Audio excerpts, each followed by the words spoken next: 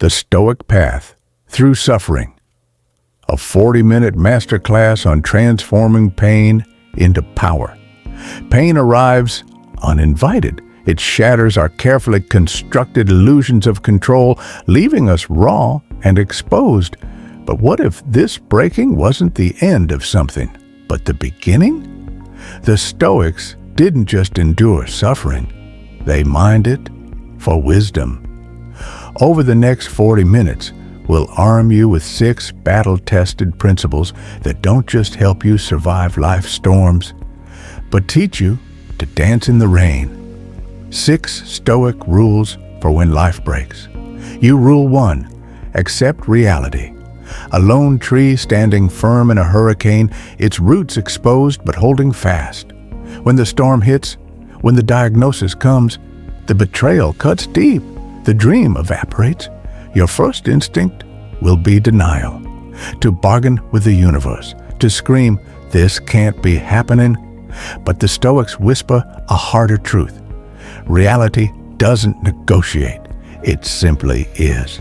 The moment you stop arguing with what exists, the moment you lower your fists and say, "This, here, now," that's when true power begins. Marcus Aurelius ruled an empire while in constant pain. Epictetus built a philosophy while enslaved. Neither asked for their suffering, but both refused to waste energy pretending it wasn't there. Modern psychology confirms their wisdom. Acceptance isn't passive surrender. It's the active choice to stop draining your soul fighting ghosts. The pain of a breakup doesn't vanish when you delete their photos. The financial loss isn't undone by replaying if onlys. The illness won't heal through rage at its unfairness. Here's the paradox. By fully accepting what you cannot change, you reclaim all the energy needed to change what you can. The alcoholic who admits powerlessness gains strength. The bankrupt entrepreneur who stops blaming finds new opportunities. The bereaved who stops asking why starts discovering what now. This isn't spiritual bypassing, it's tactical clarity. The ground beneath you may have shattered, but acceptance is the first solid footing from which to rebuild. Your assignment tonight? Write down one truth you've been avoiding, not with resignation, with the cold, clean precision of a scientist observing data. This is your life now. The rebuilding begins at the edge of that precipice. Rule 2, don't escape pain. A hand hovering over a red-hot branding iron, then deliberately pressing it into leather. The sizzle of transformation. Your body knows before your mind does. That twist in your gut when you're about to scroll through his Instagram again. The tightness in your chest when you consider another drink instead of facing the silence. These aren't just urges. They're the escape routes your fear has engineered.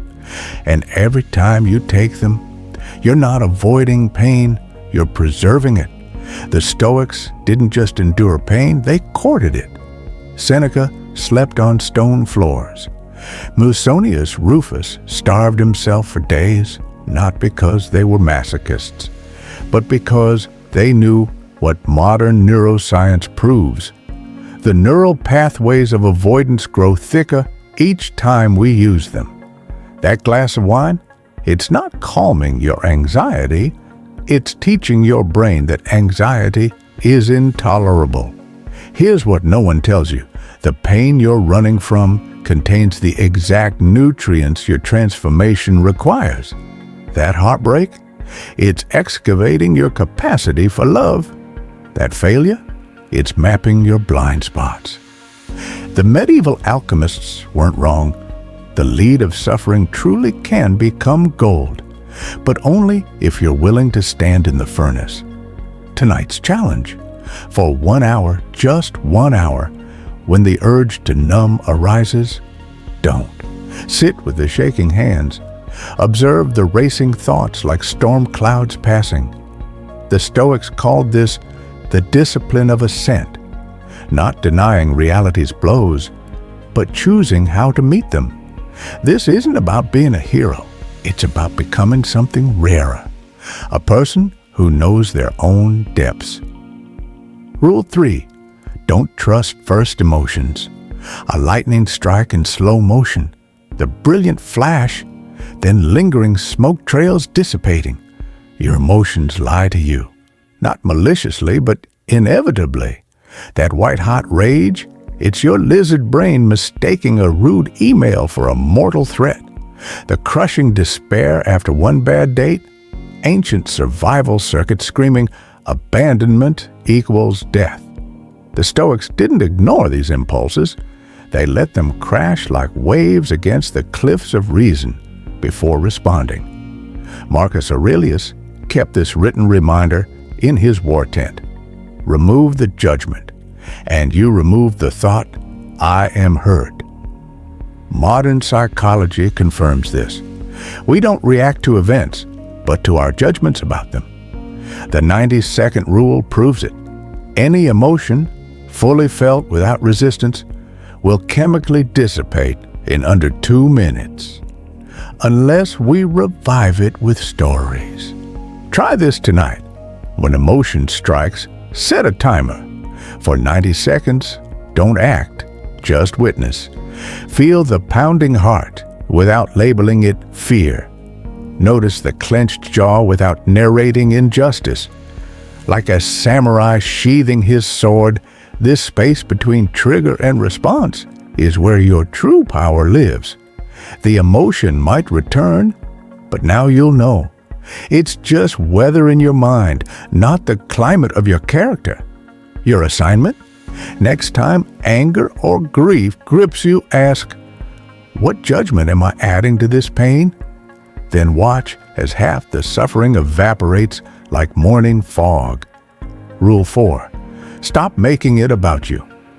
A lone figure standing at the edge of the Grand Canyon at dawn, tiny against ancient rock layers. Your pain is not special. That sentence feels like cruelty, until it becomes your liberation. The grief you think isolates you actually connects you to every human who's ever loved. The failure you're replaying, it's a rite of passage written into the bones of civilization. The Stoics called this the view from above, pulling back until your personal drama becomes just one thread in the universe's tapestry.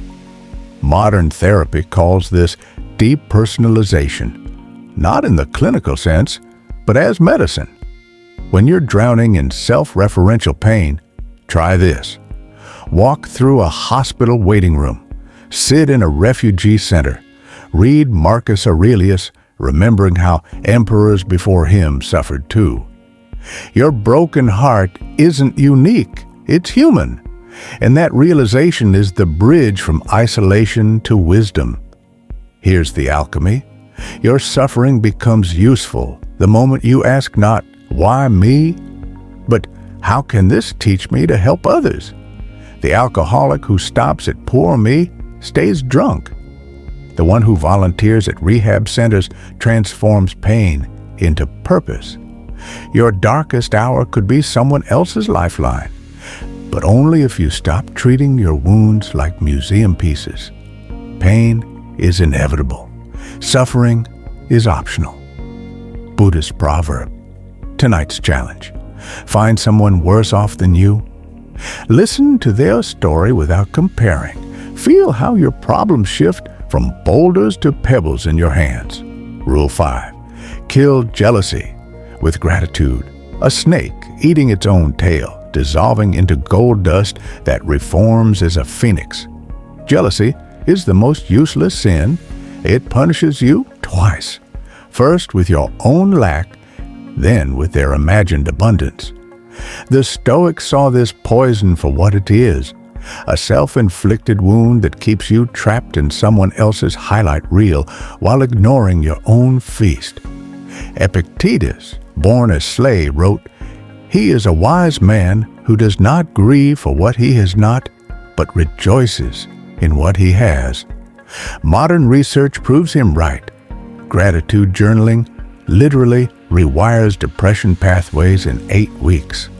But we're not talking polite thank yous. Real gratitude is a merciless warrior that strangles envy in its crib. Try this combat tactic. When jealousy bites, counterattack with a Stoic inventory. Name 3 things you have that your envied person lacks. Not material goods, but hard-won strengths. Maybe you've known hunger, so food tastes richer. Survived betrayal, so trust means more. Their perfect life? It hasn't been tempered in your forge. That's your advantage. The happiness of your life depends upon the quality of your thoughts. Tonight's mission: write a thank you letter to your most painful experience, not despite its horror, because of it. Watch as the snake of envy uncoils from your heart. Rule 6. Rebuild with anti-fragility, a shattered ceramic bowl being repaired with molten gold, the Japanese art of kintsugi. Here's the secret the Stoics buried in plain sight. You're not meant to bounce back. You're designed to bounce forward, like bones that heal stronger at the break, like vaccines that use weakened viruses to build immunity. Your greatest power emerges precisely where life has wounded you deepest. Nietzsche stole this from the Stoics when he wrote, "What doesn't kill me makes me stronger." But modern science calls it post-traumatic growth. Studies show 70% of trauma survivors report positive psychological changes, not despite their suffering, but because of how they metabolized it. Your depression? A compass pointing to unexamined needs. Your failures? The universe editing your approach. This isn't toxic positivity, it's tactical alchemy. Marcus Aurelius ruled Rome during plague and war by asking one question each morning: what obstacle will you turn into fuel today? Your assignment? Take your most painful story and rewrite it as an origin myth. Not, I was broken by X, but I became Y because I transformed X. Watch as your scars begin to glow. No man is crushed by misfortune unless he has first been deceived by prosperity. Final challenge?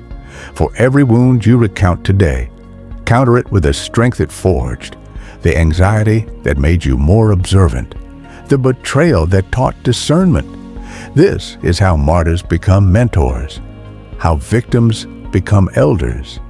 The candle's flame from the opening scene now ignites a constellation of identical flames across a darkened landscape, each representing viewers implementing these rules. Every philosophy dies when left in scrolls. What you've received today isn't knowledge. It's a challenge carved in the bones of those who suffered before you. The Stoics don't want your admiration. They demand your participation. Cut to rapid montage of modern struggles. A nurse removing PPE after a long shift. An entrepreneur staring at bankruptcy papers. A soldier kneeling at a grave, all pausing to breathe like the opening boxer. That breath you take before reacting.